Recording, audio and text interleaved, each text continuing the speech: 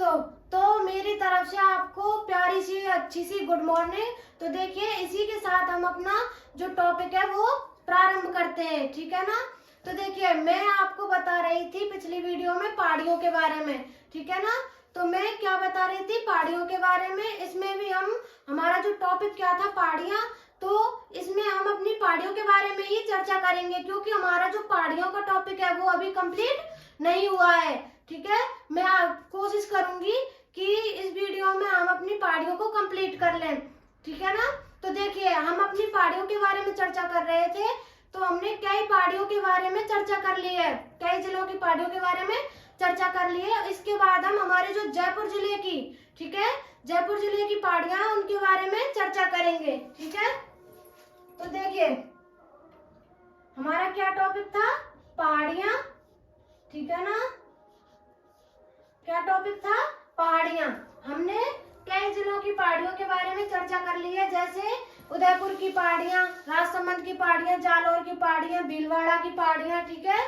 तो इसमें हम जयपुर की पहाड़ियों के बारे में चर्चा करेंगे। हमारा टॉपिक क्या होगा, जयपुर की पहाड़ियां, जयपुर की पहाड़ियां। तो देखिए, जयपुर की पहाड़ियों में हम सबसे पहले जयगढ़ पहाड़ी की बात करें तो जयगढ़ पहाड़ी की हमारी ऊंचाई कितनी है, 648 मीटर, और ये है कहाँ पर, तो जयपुर में, ठीक है ना। देखिए, इसकी ऊंचाई जो कितनी है, 648 मीटर, 648 मीटर इसकी ऊंचाई है। और कहाँ पर है ये, सॉरी, देखिए हम किसकी बात कर रहे थे, जयगढ़ पहाड़ी की। सबसे पहले जयपुर की हम पहाड़ी की बात करेंगे, जयगढ़ पहाड़ी की, जयगढ़ पहाड़ी, जयगढ़ पहाड़ी की बात करें तो जयगढ़ पहाड़ी कहाँ पर है, जयपुर में, जयपुर में हमारी जयगढ़ पहाड़ी है। ऊंचाई कितनी है, 648 मीटर, ठीक है। इसके बाद हम दूसरी पहाड़ी की बात करेंगे, नाहरगढ़ पहाड़ी, नाहरगढ़, नाहरगढ़ पहाड़ी, नाहरगढ़ पहाड़ी ये कहाँ पर है, जयपुर में ही है। हम अपनी जयपुर की पहाड़ियों की चर्चा कर रहे हैं, तो ये भी पहाड़ी कहाँ पर होगी, जयपुर में। कौन सी, नाहरगढ़, ठीक है। इसकी जो ऊंचाई है वो कितनी है, इसकी ऊंचाई हो जाएगी 599 मीटर, है ना। तो इसकी जो पहाड़ी है वो कितनी ऊंचाई पर है, ये पहाड़ी नाहरगढ़, तो 599 मीटर। इसके बाद हम सेवर की पहाड़ी की बात करें, सेवर की पहाड़ियां, ठीक है। तो सेवर की पहाड़ियां कहाँ पर है, हमारे जयपुर ग्रामीण में, जयपुर ग्रामीण में, जयपुर ग्रामीण में सेवर की पहाड़ियां हैं। यहाँ से एक नदी का उद्गम होता है, वो नदी कौन सी है हमारी, तो ये वो नदी हो जाएगी सावी नदी। यहाँ से एक नदी का उद्गम होता है, कौन सी नदी का उद्गम होता है, सावी नदी का, सावी नदी। इसके बाद ये हो गई हमारी तीन पहाड़ी, जयगढ़ पहाड़ी, ठीक है, जयगढ़ पहाड़ी, नाहरगढ़, सेवर की पहाड़ी। इसके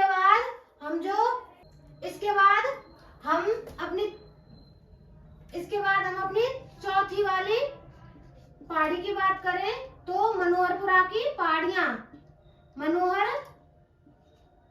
मनोहरपुरा की पहाड़ियां, मनोहरपुरा की पहाड़ियां कहाँ पर है, तो मनोहरपुरा की पहाड़ियां हो जाएंगी हमारी जयपुर ग्रामीण में, जयपुर ग्रामीण में, ठीक है। जयपुर ग्रामीण में मनोहरपुरा की पहाड़ियां हैं। और यहाँ से भी एक नदी का उद्गम होता है, वो नदी कौन सी है, वो हो जाएगी मेंथा या मेंढा नदी। यहाँ से मेंथा या मेंढा नदी, ठीक है, मेंथा कहो या मेंढा नदी कहो, बात एक ही है। तो मेंथा या मेंढा नदी का उद्गम होता है, उद्गम होता है। मेंथा या मेंढा नदी का उद्गम कहाँ से होता है? मनोहरपुरा की पहाड़ियों से। सेवर की पहाड़ियां और नारगढ़ पहाड़ियां, जयगढ़ पहाड़ी, ये कहाँ पर है? जयपुर या जयपुर ग्रामीण में। इसके बाद हम आगे जयपुर की एक आध दो पहाड़ियां बची हैं, उनके बारे में चर्चा करेंगे। ठीक है, तो आप अभी तो यहाँ तक देख लीजिए, इसके बाद हम आगे चलेंगे।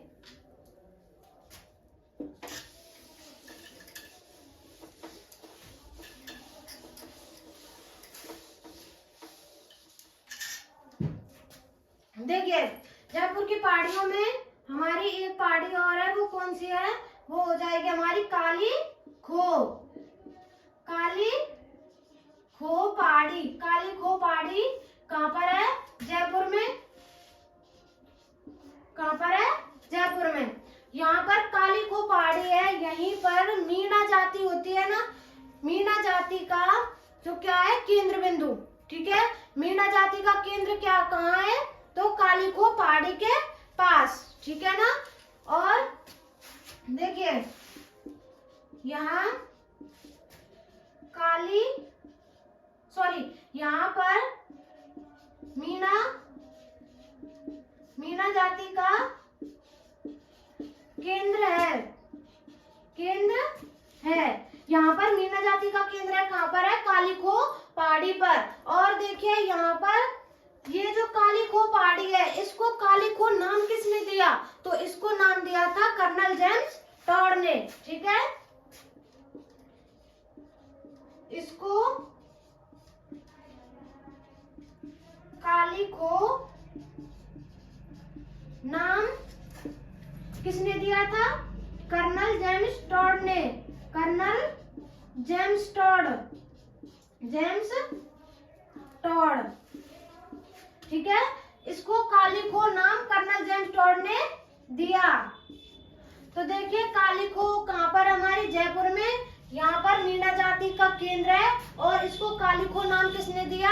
तो कर्नल जेम्स टॉड ने। इसके बाद हम जो आगे की हमारी पहाड़ियां, उनके बारे में चर्चा करेंगे। ठीक है, तो देखिए, एक पहाड़ी और है हमारी, वो कौन सी है?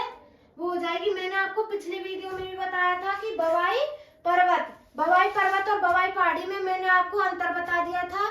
तो बवाई पहाड़ी कहाँ पर है? हमारी नीम का थाना में। और बवाई पर्वत कहाँ पर है? जयपुर ग्रामीण में। ठीक है,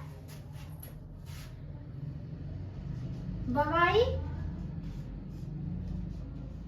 पर्वत। ठीक है, बवाई पर्वत कहाँ पर है हमारा? बवाई पर्वत हो जाएगा नीम का थाना में। और इसकी ऊंचाई कितनी थी? इसकी ऊंचाई की बात करें तो 780 मीटर इसकी ऊंचाई थी। दूसरी हमारी बवाई पहाड़ी। बवाई पहाड़ी कहाँ पर थी? बवाई पहाड़ी थी हमारी जयपुर ग्रामीण में। जयपुर ग्रामीण में बवाई पहाड़ी थी। इसके बाद इसकी ऊंचाई की बात करें तो 792 मीटर इसकी ऊंचाई थी। बवाई पहाड़ी की ऊंचाई कितनी थी? 792 मीटर। इसके बाद तीसरी पहाड़ी की बात करें तो कौन सी पहाड़ी होगी? खो पर्वत।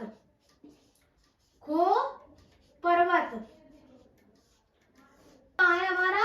खो पर्वत हो जाएगा जयपुर ग्रामीण में। जयपुर ग्रामीण। ठीक है, खो पर्वत कहाँ पर है? जयपुर ग्रामीण में। इसकी ऊंचाई कितनी है? 920 मीटर। 920 मीटर खो पर्वत की ऊंचाई है। इसके बाद एक छोटी सी जो पहाड़ी है, उसके बारे में चर्चा करते हैं। वो कौन सी? हमारी बैराज पर्वत।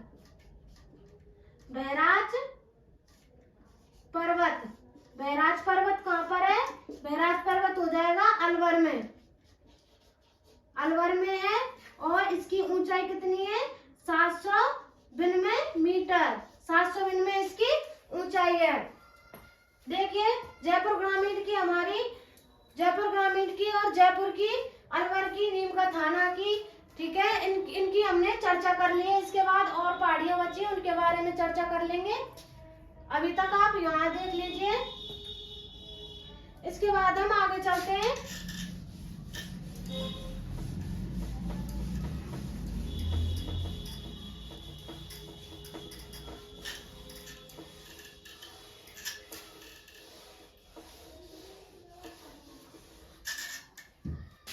देखिए जो क्या हमारी बैराज पर्वत था वो कहाँ पर था, अलवर में।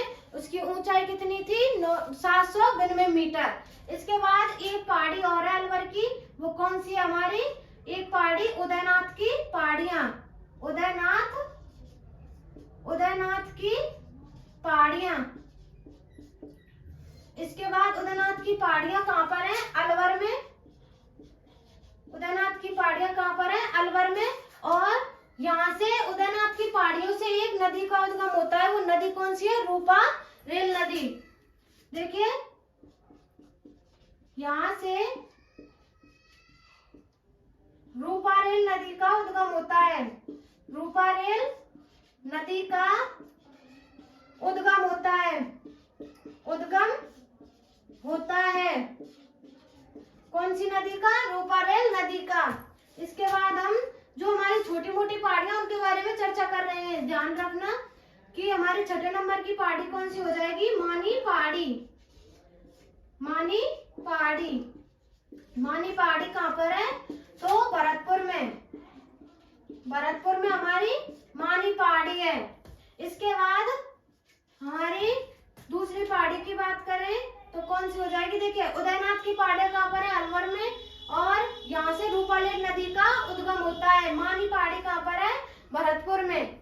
ठीक है, इसके बाद हम आगे अपनी पहाड़ी की बात करें तो भामती पहाड़ी कहाँ पर है, भामती पहाड़ी हो जाएगी 12 में। कहाँ पर, 12 में। भामती पहाड़ी 12 में है। इस पर एक किला स्थित है, वो कौन सा है, शाहबाद का किला। यहाँ शाहबाद का किला स्थित है, शाहबाद का किला स्थित है,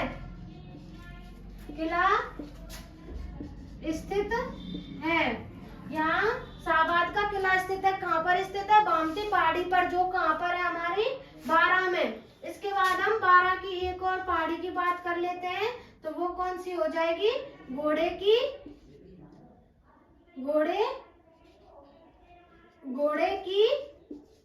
नाल पर्वत श्रेणी, घोड़े की नाल पर्वत श्रेणी, ये कहाँ पर है, 12 में। ये भी कहाँ पर है, 12 में। ठीक है, तो देख लीजिए ये हो गई हमारी थोड़ी बहुत पहाड़ियां। इसके बाद और आगे चलते हैं। देखिए इसके बाद हम बात करते हैं सारण की पहाड़ियों की। सारण की पहाड़ी कहाँ पर है, पाली में।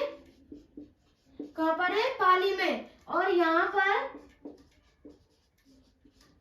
पर राव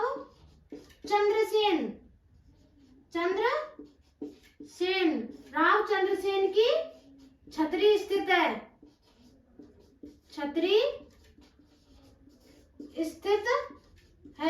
किसकी छतरी स्थित है, राव चंद्रसेन की, सारण की पहाड़ियों में। इसके बाद हम एक और पाली की पहाड़ी है, वो कौन सी है हमारी, नानी सिरनी की पहाड़ियां। नानी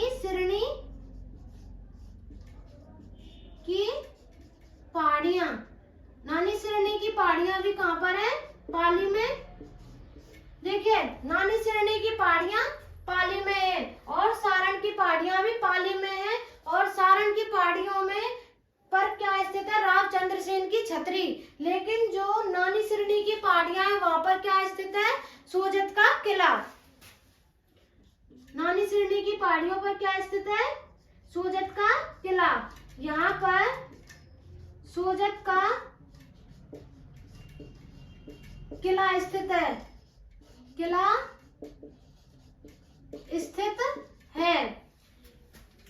तो देखिए ये हो गई हमारी पहाड़ियों की चर्चा। इसके बाद हम जो हमारे राजस्थान के भूभाग हैं कुछ महत्वपूर्ण, उनके बारे में चर्चा कर लेते हैं। तो आप यहाँ तक उतार लीजिए।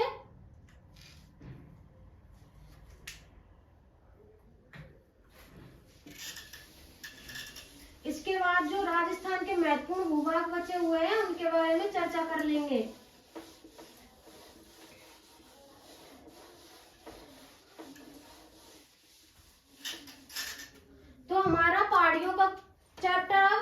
कंप्लीट हो चुका है। इसके बाद हम जो हमारे राजस्थान के प्रमुख भूभाग हैं उनके बारे में चर्चा करेंगे।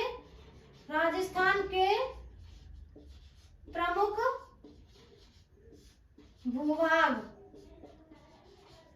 भूभाग, ठीक है। तो देखिए, सबसे पहले हम एक भूभाग की बात करें तो कांठल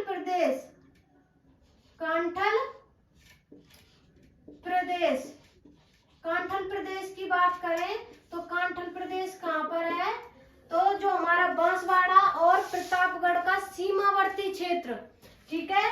तो देखिए, ये हमारे राजस्थान में बांसवाड़ा यहाँ पर है, यहाँ पर डूंगरपुर, यहाँ प्रतापगढ़, ठीक है। देखिए, यहाँ क्या है हमारा? बांसवाड़ा, प्रतापगढ़ और डूंगरपुर, ठीक है। यहाँ पर प्रतापगढ़, यहाँ पर बांसवाड़ा और यहाँ डूंगरपुर, ठीक है। ये हो गए हमारे भाग। और यहाँ से जो हमारी नदी निकलती है, ठीक है, जो हमारी नदी निकलती है एमपी से और जो कच्छ के रण में जाती है, कच्छ के रण में नहीं, सॉरी, खंबात की खाड़ी में जाती है, ठीक है। एक नदी का उद्गम होता है एमपी से, मध्य प्रदेश से, जो कि खंबात की खाड़ी में गिरती है, ठीक है। वो प्रतापगढ़ और बांसवाड़ा और डूंगरपुर, इन तीनों के भी मध्य में होकर गुजरती है, ठीक है। तो देखिए, जो प्रतापगढ़ है और बांसवाड़ा है, इनके मध्य में जो ये प्रदेश बनाती है उसे ही कांठल का प्रदेश कहते हैं। इनमें जो सीमावर्ती भाग है, इस नदी के मध्य में जो सीमावर्ती भाग है उसको ही क्या बोलेंगे? कांठल प्रदेश। और जो ये नदी है जो इसके आसपास का जो ये भूभाग होगा वो उसे बोलेंगे कांठल प्रदेश या छप्पन का मैदान, ठीक है। तो देखिए, बांसवाड़ा व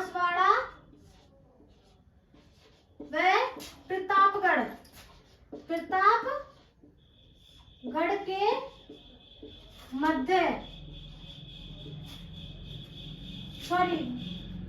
बांसवाड़ा व प्रतापगढ़ का सीमावर्ती भाग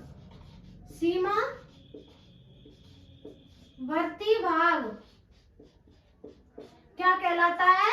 कांठल प्रदेश। कांठल प्रदेश किसे कहेंगे? तो देखिए, बांसवाड़ा व प्रतापगढ़ का सीमावर्ती भाग क्या कहलाएगा? कांठल प्रदेश। और यहाँ पर माही नदी, ठीक है, माही नदी क्या बनाती है? छप्पन का मैदान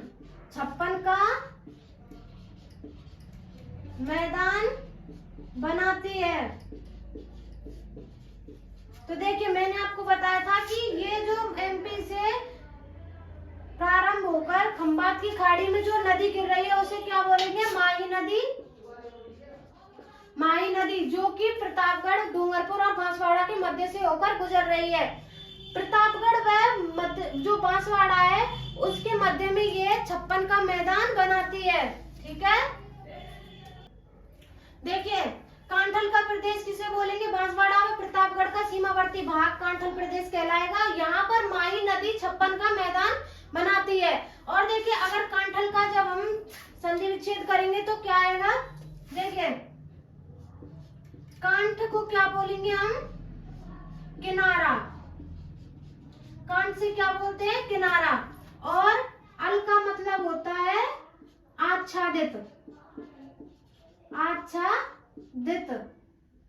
तो देखिए, कांठ यानी किनारा, अल का मतलब होता है आच्छादित, किनारे पर आच्छादित, ठीक है। माही नदी जब हमारी जो बालू को लेकर आती है तो वहां पर इकट्ठा कर देती है, तो वहां पर हमारे जो छप्पन के मैदान या कांठल प्रदेश का निर्माण होता है, ठीक है।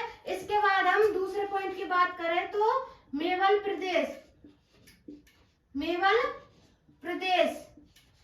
प्रदेश किसे बोलेंगे? जैसे बांसवाड़ा और प्रतापगढ़ के सीमावर्ती भाग को क्या बोला जाता था? कांठल प्रदेश। उसी प्रकार डूंगरपुर व बांसवाड़ा के मध्यवर्ती क्षेत्र को क्या बोला जाएगा? मेवल प्रदेश। तो देखिए बांसवाड़ा व डूंगरपुर के सीमावर्ती भाग को, ठीक है, किसके भाग को? बांसवाड़ा और डूंगरपुर के सीमावर्ती भाग को क्या बोलेंगे? मेवल प्रदेश। देखिए मेवल प्रदेश तो ये होता है हमारा बांसवाड़ा और डूंगरपुर के मध्य जो सीमावर्ती भाग होता है उसको ही मेवल प्रदेश बोलते हैं। लेकिन मेवात प्रदेश किसे बोलेंगे? मेवात बोलेंगे। जो हमारा अलवर, भरतपुर, धौलपुर, करौली ये जो क्षेत्र है उनको मेवात बोला जाता है। इसके बाद हम तीसरे पॉइंट की बात करें तो भूडोल किसे बोलेंगे? भूडोल, ठीक है, भूडोल किसे बोलेंगे? तो जो हमारा डूंगरपुर, प्रतापगढ़ और बांसवाड़ा का जो मध्यवर्ती भाग है, इन तीनों के मध्यवर्ती भागों को क्या बोला जाएगा?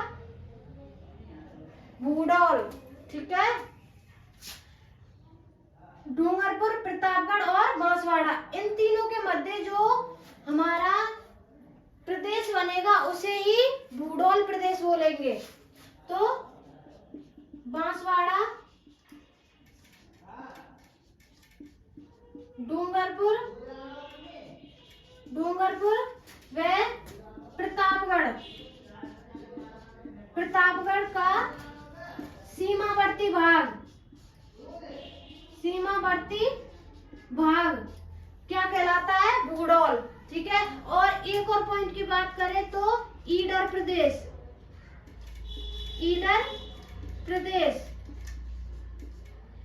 देखिए ईडर प्रदेश किसे बोलेंगे?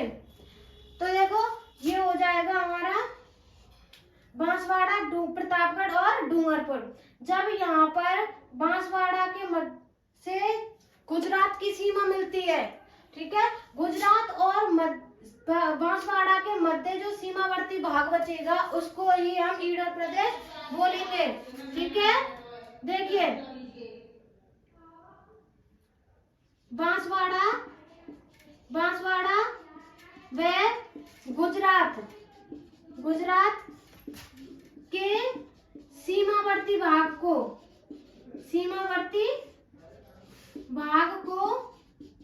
क्या बोलेंगे हम? ईडर प्रदेश, ठीक है। तो यहां तक देखिए